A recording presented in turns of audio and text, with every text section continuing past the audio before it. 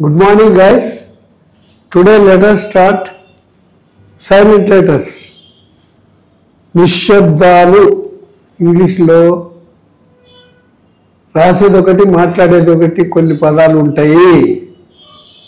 తెలుగులో ఏది రాస్తామో అదే ఉంటుంది. మీకు చెప్పినట్టు ఇప్పుడు ఇంగ్లీషే ఈజ్ ఎ ఫోనెటిక్ లాంగ్వేజ్ అండి.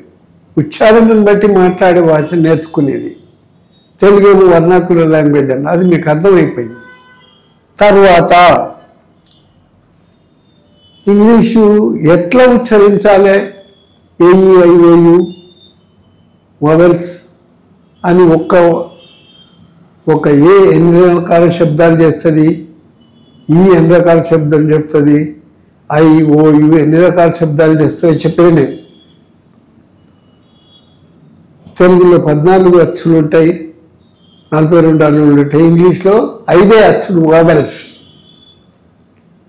21 హల్లులు సగం కూడా ఉంటాయి. మరి అటువంటి అక్షరాలు 14 శబ్దాలు చేస్తాయి అని చెప్పిన మీకు అర్థమైంది అనుకుంటా. ఓకే, ఇప్పుడు ముఖ్యంగా రాసేటప్పుడు రాయాలి కానీ చదివేటప్పుడు శబ్దం చేయొద్దు. నిశ్శబ్దాలు. ఈ కింద ఇచ్చిన నో అంటే కేవలకొద్దు, ఎం ముందు కేవలకొద్దు, ఇవన్నీ నిశ్శబ్దాలు. కానీ మనము దీనికి కొన్ని నిబంధనలు కూడా ఉన్నాయి. ఇంగ్లీష్ వాళ్ళు ఇంగ్లీష్ పదాలకే నిశ్శబ్దాలు సైలెంట్ అట్యూట్స్ ఉన్నాయి. వేరే భాష నుంచి తీసుకున్నటువంటి ఫ్రెంచ్ పదాలు కానీ, గ్రీక్ పదాలు కానీ, ఇటాలియన్ పదాలు కానీ, హిందీ పదాలు కానీ తీసుకున్న వాటికి నిశ్శబ్దాలు పాటించరు. యాజ్ ఇట్ ఈజ్ రాస్తారు, యాజ్ ఇట్ ఈజ్ అంటారు. ఇప్పుడు మనము ఇంగ్లీష్లో సైలెంట్ లెటర్స్ రాసేటప్పుడు రాయాలి కానీ అనేటప్పుడు అనకూడదు. ఏ అక్షరం తర్వాత ఏ అక్షరం ఉచ్చరించాలో తెలుసుకొని గుర్తుంచుకొని ఇవి వాడాలి. చూడండి, ఇంగ్లీష్ పదాల్లో బి అక్షరం తర్వాత టీకి ముందు బి వచ్చిన బి ఉచ్చరించరు. నియమం ఉందన్నమాట. టీకి ముందు బి వచ్చిందనుకో బి పలకరు. డబుట్ అనొద్దు, డెబిట్ అనొద్దు. చాలా మంది డెబిట్ కార్డ్ అంటుంటారు. డెబిట్ కార్డ్ అనాలి, బి పలకొద్దు. ఎందుకంటే టీ ముందు బి వచ్చింది. అలానేమో అది మనం ఇంగ్లీష్ నేర్చుకోవాలన్నప్పుడు వాళ్ళ సూత్రాలన్నీ మనం పాటించాలి. ఒకవేళ ఇంగ్లీష్ వాడు విన్నాడు అనుకో డెట్ రిపోర్ట్ అనాలి కానీ డెబిట్ రిపోర్ట్ పంపిందంటే what is this debit report అంటాడు. వాళ్ళు వల్కరు. ఈ సటిల్ అంటారు, బి వల్కరు. కష్టసాధ్యమో అర్థం. ఇక్కడ ఇంగ్లీష్ పదాల్లో ఎం అక్షరం తర్వాత బి అనే అక్షరం ఉచ్చరింపరు. ఇక్కడ చూడండి బాగా, ఎంత తర్వాత బి వచ్చింది. ఓం గర్భము అన్నట్టు. కోంబ్ అనరు, బి వల్కరు. కోమ్ దువ్వన. టోమ్ సమాధి. తమ్ అంటారు, థమ్స్అప్ అంటాం మనం. హోటల్ పైకి లేకుంటుంది, డ్రింక్ కూల్ డ్రింక్ వాడుతుంటారు. బామ్ లేహ్యము. పేలుడు పదార్థాలు కూడా బాంబ్ అంటారు. బాంబ్ అన్నది బాంబ్. క్లైమ్ ఎగబ్రకడం. డమ్ మూగ. డంబ్ అనొద్దు, డమ్. ఎందుకు ఎంత తర్వాత బి వచ్చింది అలానేమో అన్నమాట. క్రమ్ రొట్టె ముక్క. లిమ్ కాళ్ళు చేతులను. ల్యామ్ గొర్రెపిల్ల. ఈ నియమాలు పాటించాలి కంపల్సరీ. మనం ఇంగ్లీష్ మాట్లాడేటప్పుడు ఇంగ్లీష్ పదాల్లో డి అక్షరం తర్వాత జే అనే అక్షరం వచ్చినా డి ఉచ్చరింపరు.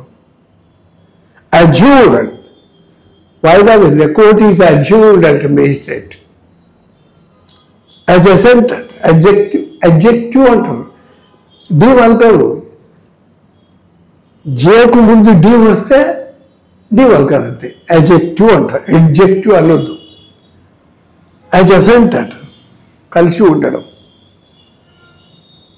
అజాంట్ అంటారు, వాయిదా వేయబడడం. KH, RH అక్షరాల సముదాయంలో హెచ్ నిశ్శబ్దం. కే హెచ్ కలిసి వచ్చింది అనుకో, ఆర్ హెచ్ కలిసి వస్తే హెచ్ పలకరు. చూడండి ఇక్కడ కాకి, కాకి అని అనరు. రీనో ఖడ్గమృగం. ఖాన్ హెచ్ పలకరు. Rhyme H పలకలేం.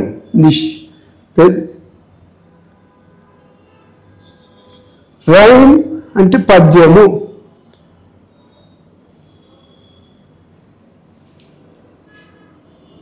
ఈఎక్స్హెచ్ వచ్చినప్పుడు కూడా హెచ్ నిశ్శబ్దము. ఎగ్జిబిషన్, ఎగ్జిబిట్ హెచ్ వరకొద్దు. ఎగ్జిబిషన్ అనద్దు అనమాట. ఎగ్జిబిషన్. ఎగ్జాట్ ఈ గదిలో నుంచి గాలి అవతలకు పంపిస్తుంటారు. ఎగ్జాట్ ఫ్యాన్ అంటారు. ఇంగ్లీష్ పదాల్లో జి అక్షరం తర్వాత ఎన్ వచ్చిన జి అక్షరం ఉచ్చరింపు. చూడండి బాగా ఇక్కడ అలైన్ సమలాఖనం అంటారు. ఫారిన్, ఫారిజిన్ అనొద్దు, జీవల్కం విదేశం. సావరిన్ సార్వభౌమత్వం. క్యాంపెయిన్ ప్రచారం. రిజైన్ మనం రిజైన్ అంటున్నాం. జీవల్కనం వెనక ముందు జీవ వచ్చింది. డిజైన్ సైన్ రాస్తున్నాం. రాసినప్పుడు జీ వెనక ముందు వస్తే వల్కవుతాం అన్నమాట.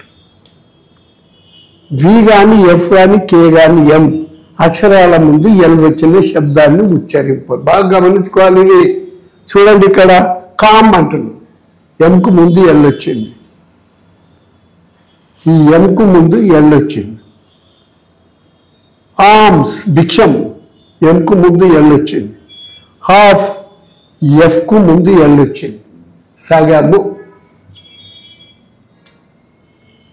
హౌస్ సగాలు వీకు ముందు ఎల్ వచ్చింది.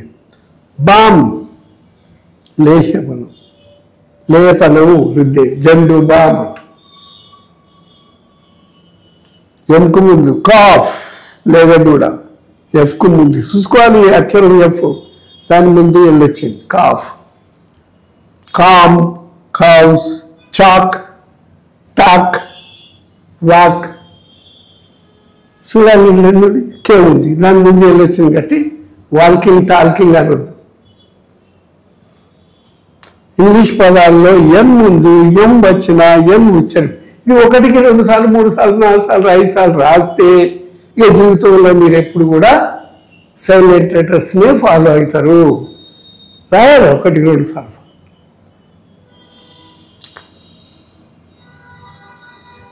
ఎందుకు ముందు ఏం వచ్చినా ఉచ్చరింపను అని చెప్పిన. ఆటమ్, ఆటమ్ సీజన్ అనొద్దు, ఆకురాల కాలం. డ్యాన్ చిట్టు, డ్యాన్ అంటారు. కాలం నిలువు గీత, first column second column. Hymn గీతం, హైమన్ అనొద్దు, హాయ్. కండెమ్ ఖండించడం. సాలం పవిత్రమైన, సాలమన్ రాజు అంటుంటారు. ఎం వరకు సాలం కింగ్ అంటారు. ఎంఎస్ అక్షరాల ముందు పి వచ్చిన పి ఉచ్చరింపది బాగా గమనించుకోవాలి. ఎన్ ముందు కానీ ఎస్ ముందు కానీ పి వస్తే పలకరాలి. చూడండి ఇక్కడ నిమోనియా, ఊపిరితిత్తుల లోపల నీరు వస్తే నిమోనియా అంటారు. పి జ్వరం వచ్చినప్పుడు అట్లనే పనిచేసిన అనుకో నిమోనియా వస్తుంది. జ్వరం వస్తే రెస్ట్ తీసుకోవాలి, డాక్టర్ దగ్గర పోయి గోళీ వాడుకోవాలి. సిడోనిమ్, సూడి ఎస్ ముందు పి వచ్చింది. పిసిడోనిమ్ అనొద్దు, దేశద్రోహం. సాల్టర్ పంపిణీ చేసేవాడు. సైకాలజీ పి వలకొద్దు. సామ్ కీర్తన. ఊపిరితిత్తుల ఏంది 10 పదాల చివర ఆర్ శబ్దం ఉచ్చరింపరు. ఆర్ శబ్దము చివరిలో వచ్చిన నడుమొచ్చిన పలకరు. ఆన్సర్, ఆన్సర్ అన్నారు. Cancer, chancellor. ఫ్లవర్, ఫ్లవర్ పుష్పము అని అన్నారు. నడమ ఆరు వచ్చిన పలకరు సుమా. హల్లుల ముందు ఆరు అక్షరాన్ని ఉచ్చరింపకూడదు అంటే కాన్సోనెంట్ ముందు ఆరు వస్తే పలకొద్దు. ఆర్మీ అంటారు. ఆర్మీ అనొద్దు. Heart, cart, hurt. ఈ టీ అనేది కాన్సోనెంట్, దాని ముందు ఆరుస్తారు. చాట్, పాట్, భాగం. ఎస్టీఈఎన్, ఎస్టీఎల్ మాట్లాడే సముదాయంలో టీ నిశ్శబ్దం. ఈ శబ్దం ఇది దీన్ని మనం ఏమన్నాము? Sound stand. చూడండి, లిజన్, హ్యాజన్, ఫ్యాజన్, ఫాస్టన్ అనొద్దు. విజిల్, హెచ్ వల్కడతా, టీ వల్కలేరు. క్యాజిల్, భవనం. క్యాస్టిల్ అనొద్దు. రెజిన్, కుస్తీ, టీ వల్కొద్దు. ఫ్రెంచ్ భాష నుండి వచ్చిన మాటల్లో టీ శబ్దం ఉచ్చరింపరు. బ్రైట్, ఎస్తో కానీ ఎంతో కానీ జీ కలిసి వచ్చిన జీ పలకరు. యైట్, ఈ ఫ్రెంచ్ పదాలు అన్నమాట, జీ పలకరు. సైన్, ఫైట్, రిజైన్, ఈ ఫ్రెంచ్ పదాలల్లా జీ పలకరు.